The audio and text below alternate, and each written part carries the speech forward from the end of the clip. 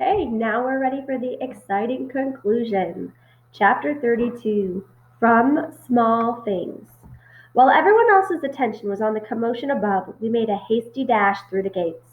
The pixies had started throwing skeins of gold out the window, and men and women were scrambling about to pick them up. But of course, they couldn't. As soon as it hit the ground, the gold became like stones melded into the earth. We heard shouts as people tried to pry up the gold and then got attacked by pixies. I guess the pixies had claimed this gold as their own. They would have gold nests all over the castle now. By the time we reached the base of the mountain, the day was nearly gone. Red and I didn't speak much as we traveled. We were cold and dirty and exhausted, but at least we were full from the pies Martha had given us. As we slowly climbed the mountain, Red kept glancing back towards the castle, her face knit into something like worry. "They won't come after us," I said. "I think they're a little busy." "No, it isn't that. Do you think they'll all be all right?" I had to laugh, Red, concerned about the miller no less. "They'll be fine once the swelling goes down." Then we both laughed, tears streaking our muddy faces. "How did you do that?" she asked. "How did you just do all of that?" I smiled. "A good name can do a lot for you." I told Red everything that had happened when Frederick and Bruno took me outside, all about my name and how I knew what it was and my plan to get away.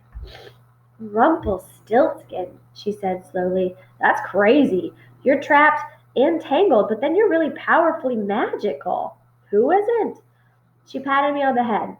"You're a lot smarter than you look." "Well, that's friendship." "And you really are taller than me," she said, holding her hand up to my head. Not that that's saying much," she finished, punching me in the arm. "That's friendship, too."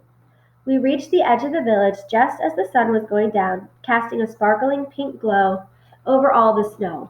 Gran's cottage was dark and empty and cold. It looked so lonely. "You can come to my house. Mother wouldn't mind. She'll probably want to thank you for, saving my life." "Maybe in a little while." Red nodded. She understood. After everything, I needed some time alone. I walked around the village, glancing through candlelit windows where families ate their suppers or children were snuggling in their beds. I walked past the mill, now abandoned and silent. I wondered who would be the miller now. Surely no one as greedy as Oswald. I walked through the mines, where tools were abandoned and pans full of mud suggested that the villagers still were not finding much gold. I walked just inside the woods and felt the mysteries there. One day I would go back to Red's granny and thank her. Nothing had changed about the mountain or the village, but it all looked different to me. I guess because I had changed.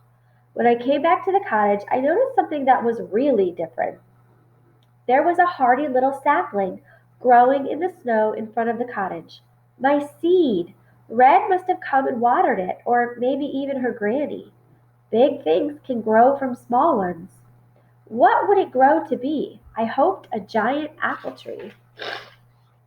Inside the cottage, I found my mother's spinning wheel in front of the fireplace, old and scratched. It had caused so much trouble, but it was still beautiful to me because it was hers, because now I knew the destiny she had wished for me. I brushed my hands over the wood and spun the wheel, its whir ringing like music. I still had my mother's bobbin in my satchel. I took it out and placed it on the wheel. I gathered a few bits of straw from the floor and held them tight in my hand. Red once told me that magic was inside of me. She was right, but Ida had said that magic was everywhere, in the sky, in the air, in the sun. She was right too. The magic inside me and outside me, in everyone and everything. And everything had its own unique kind of magic. It was in trees and trolls, squirrels and rabbits, mountains and rivers and rocks. It was in my feet and fingers and in my heart. I could feel it now as I began to spin. Straw is straw, I thought. The straw snapped and sputtered through the wheel. It floated in the air, glittering in the moonlight like bits of gold dust. Like gold, but not gold. Beautiful. Gran would have loved it, and so would Mother. I could almost feel them with me. And that's its own kind of magic, to feel the people who are gone are still here. And now we'll read the epilogue. Your destiny is your name. For days and weeks I woke with my name singing in my ears. It was a beautiful sound, music unlike any in the world. It made me wish that everything could have such a name. Not just people, but animals and villages and roads and kingdoms, even mountains. When spring arrived, Red and I climbed as high up on the mountain as we could until we could see all the village and the roads, the kingdom, and far away, just the faint glimpse of yonder and beyond. My whole journey was laid out before me. I imagined I could see the trolls in the eastern woods, slurping sludge and maybe eating apples. I saw my aunts in yonder spinning their magic, Ida making rhymes and cakes. Some day I would visit them again and spin and weave with their magic. And instead of tying me up in knots, the magic would bring us together. But for now, I was home, back where it all began, and I had one task to fulfill. I'm going to give this mountain a name, I said. Why?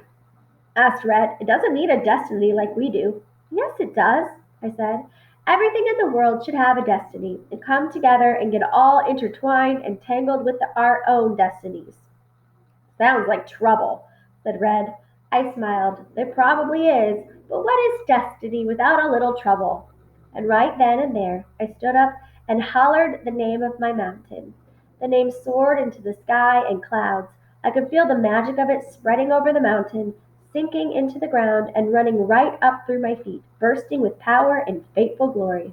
A name is a powerful thing. The end. I hope that you guys enjoyed Rump, the True Story of Rumpelstiltskin by Liesl Shirtliff. Thank you for enjoying it with me.